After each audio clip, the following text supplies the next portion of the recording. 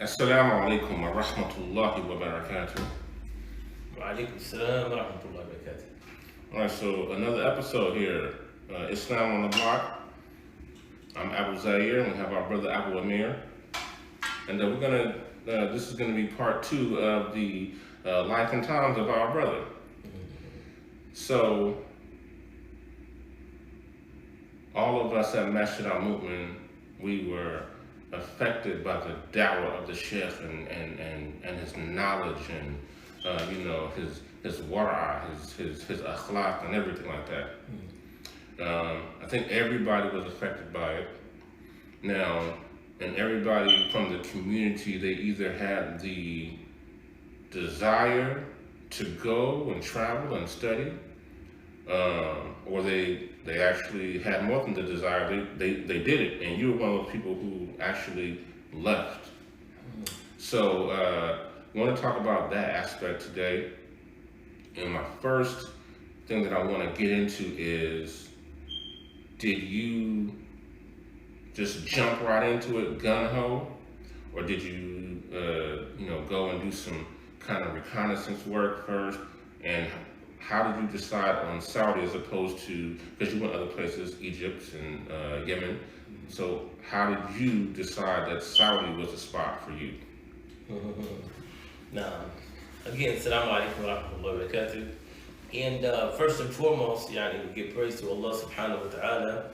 And we need people to understand that for my brother and myself, these things that we speak on are from our direct experience at Masjid al-Mu'min, in life in general, and also the experiences of the elders that came before us.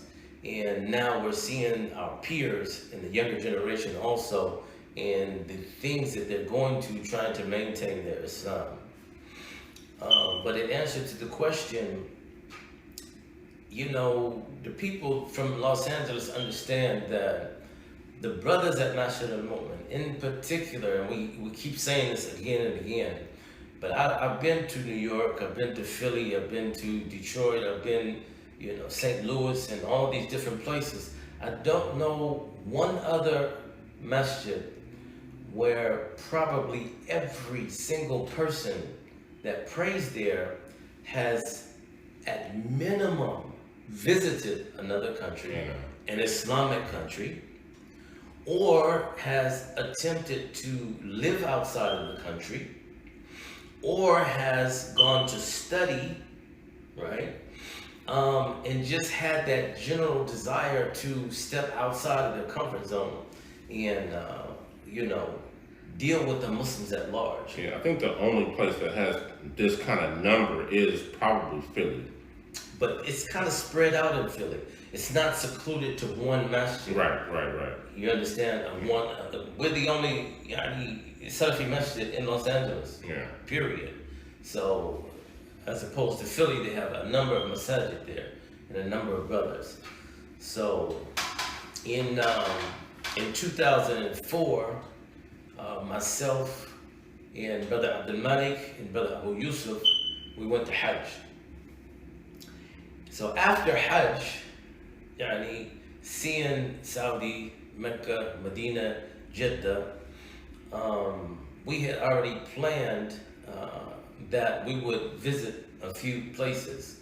So we visited Jordan, we visited Yemen, and we visited Egypt. So all of us were having some type of intention to, if not make hijrah, live abroad for some period of time for study or for business or for just enjoying the environment of being around the Muslims. So during this time, we, dealt with the common people in Egypt, in Jordan, in Yemen, in these different places, and we, kind of made up our minds separately. Abdul Malik and Abu Yusuf both decided on Yemen, and for myself, I decided on Saudi. Okay, so what was it about Saudi? Was it Was that the country that was, in terms of lifestyle, was it the closest to what you could experience here, or did that have nothing to do with it? Just was it the nearness to the Haramain, or? It was actually a combination of two things. One of the things was I have a rather large family, so I had to make a plan that included my family and a condition that they could withstand for a period of time without hardship and me having to uproot them once again and travel and airline tickets and schools and all of these types of things for my children. So that was first and foremost. And also I decided that if I was outside of the country, then I had to be in a place that was most convenient for my children to learn while we had the opportunity to worship Allah at the same time. So the Haramain played, a big part. Right. So that's why for me, myself, even going into Saudi, the majority of the brothers, they migrated as individuals to Riyadh. The students migrated to Medina. But being in Riyadh, you don't have an opportunity to make Umrah once a week or twice a week or make Hajj every year. It's not just that simple. So this had a lot to do with it. Okay, so now speaking of that, explain to people the locality in Saudi that you chose. I chose Jeddah because I am a business person. I have my own company. So Jeddah is probably mirrors Los Angeles. Exactly. In terms, it's much hotter, but it's right on the shore, right next to the Red Sea. It's a metropolitan city. Everybody has to come in and out of Jeddah. All goods and services pretty much come from Dammam or they come from Jeddah. Okay. All right, now, of course, you and I, we spent some time actually together in Jeddah, so I'm familiar with exactly what you're talking about. I mean, literally in an hour you can be doing a walk. 45 minutes from Jeddah, you can be making Umrah, and you can be back at your house in the next hour, right? Relaxing. So alhamdulillah, all this was part of the, because we made Hajj in 2004, we made Umrah in 2006? Or 7? I think maybe 7. Okay, 2007. Yeah. So all of that was further convincing me that, that's my place.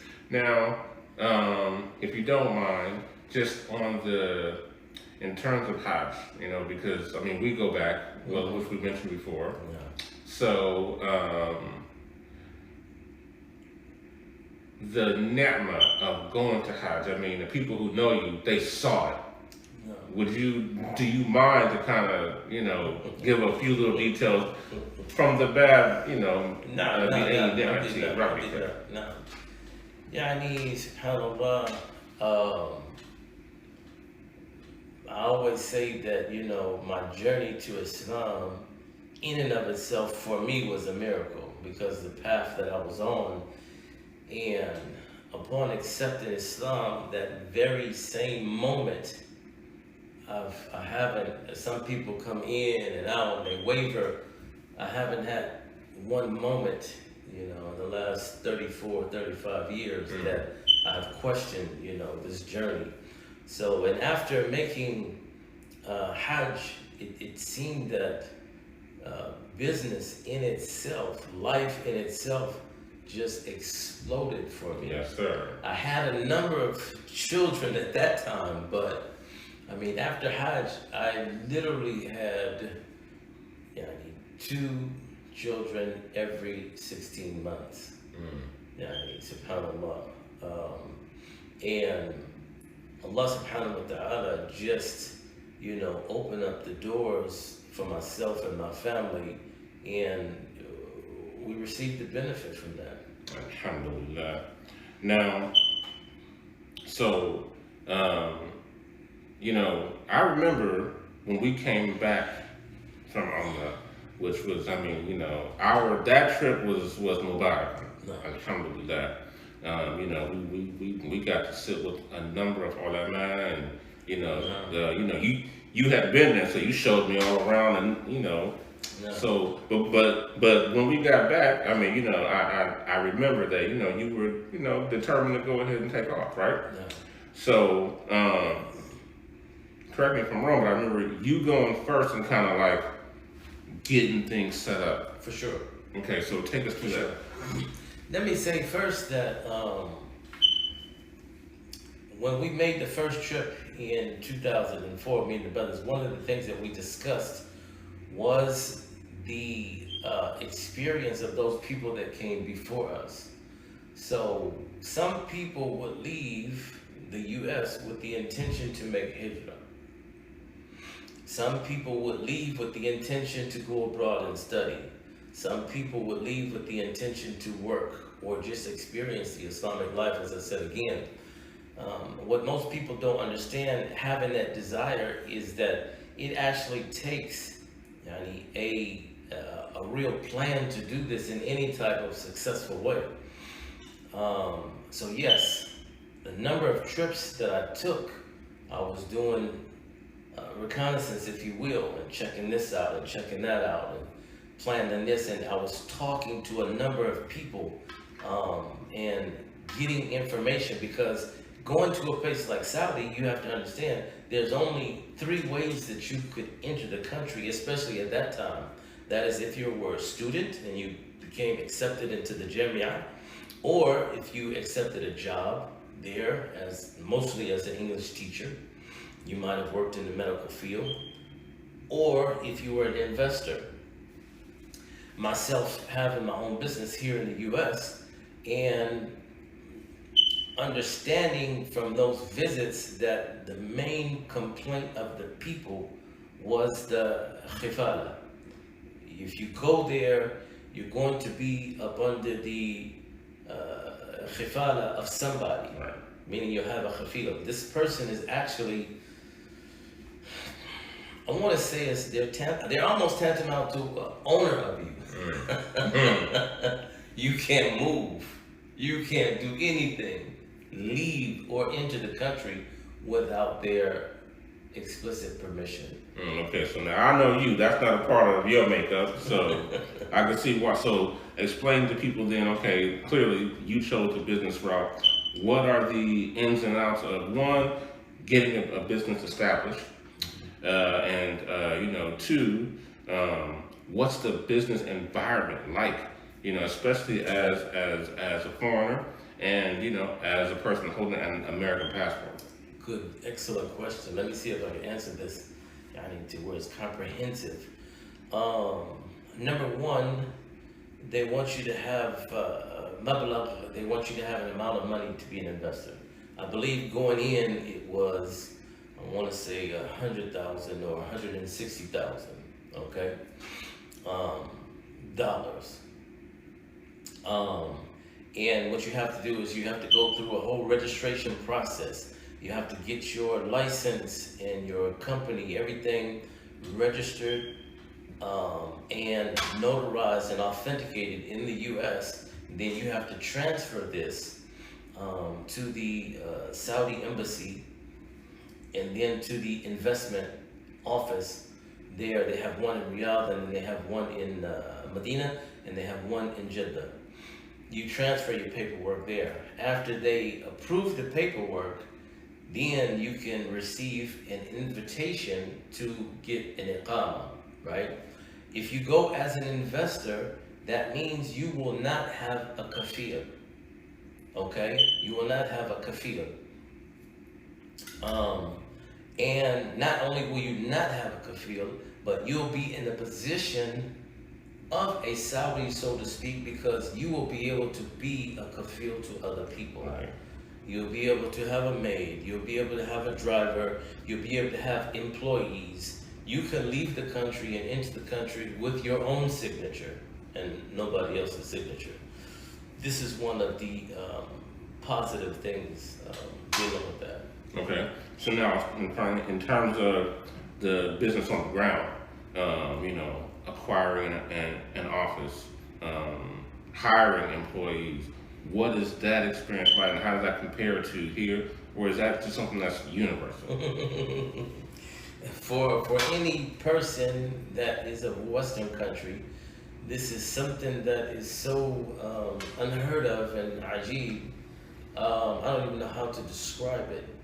Number one, as a Westerner or a Saudi, you do not do any type of manual labor in Saudi Arabia or in Qatar or in Kuwait or these countries. All of these types of jobs, as me, I mentioned this because I had a construction company. Right. I have a construction company. So you mean, when you say you don't do, you mean you as the Rais, the head of the company? You're the president, and even if you were to hire another American or a person from France or a person from England, they also could, being considered Westerners, they would be managers and foremen, but they wouldn't perform any physical tasks. This is just something, it's right, it's not done. Okay. So they'll give you a number of visas for your company, depending on the size of your company, and you can invite people from Pakistan, from Bangladesh, maybe from Philippines, and these will now become your employees to carry out your task and whatever your job is. So you, as an American, you don't get to have a pool of workers from the actual Saudis? That's a whole different subject. Okay. Yeah. What they do as part of your investment package is they make you hire a number of Saudis in your company, depending on the size of it. You have to hire them, you have to pay for them, and you have to pay their social insurance. And everybody knows that the Saudis don't work. So basically, this is a form of bribery Okay. to get you to take the pressure off of the government in terms of taking care of their people. So now you're basically paying their social insurance for them so they can survive. Yeah. So, and that's just the cost of doing business. You cannot get around that. That's the cost of doing business. The other thing that I wanted to point out is that most people, a lot of people, let me say, they didn't survive the Saudi experience in particular because they arrived there and they had this concept of people walking around with halos, so to speak. Like, they are Muslim. Like, you're not Muslim, but they are Muslim. So they're not supposed to do this. They're not supposed to lie. They're not supposed to cheat. But alhamdulillah, I had some good advice for some good brothers before I left. Some older brothers than me at that particular time. And they told me that when you leave and you go there, you go into a land of people. People. And people make mistakes. Right. People are not perfect. So I was kind of grounded in that sense, but I was still taken aback because my experience was initially getting there. I'm thinking, okay, I'm Muslim. I'm in a Muslim land. Okay. So I'm going to try to get contracts, and I come in the door to the company. I have my thobe on and my sandals on, right? Assalamu alaikum wa rahmatullah. Wa alaikum assalam wa rahmatullah. I'm coming, I need a contract, and this is my company. Here's my company profile. I have all the pictures and everything laid out, my qualifications. And they take the book, and I never get a call. Okay.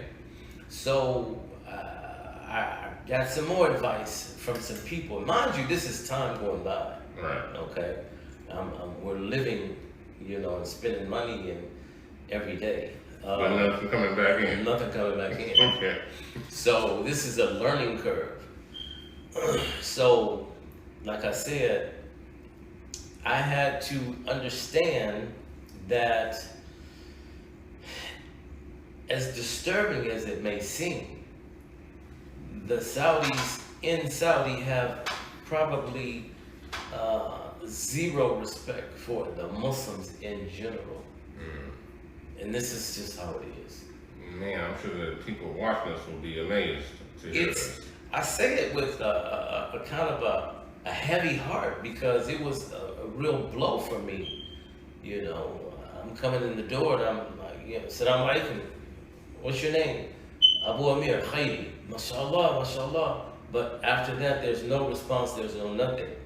So maybe after a year or more, this process, finally I started getting advice. So the brother said, look, you know, and he was in Saudi. He said, no, brother, you're going about this the wrong way. He said, you're here, they would want you because you're an American. Oh. So he said, you need to take that thobe off. You need to put some pants on. You need to put a shirt on. And you need to walk in there and you need to tell them what your name is. What's your name? I said, my name's Kevin Clark. he said, that's it. He said, plain and simple.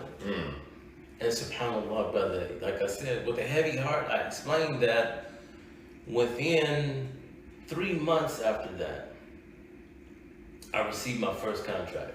Okay? So presenting yourself as the Muslim brother did nothing for you? No, I said zero.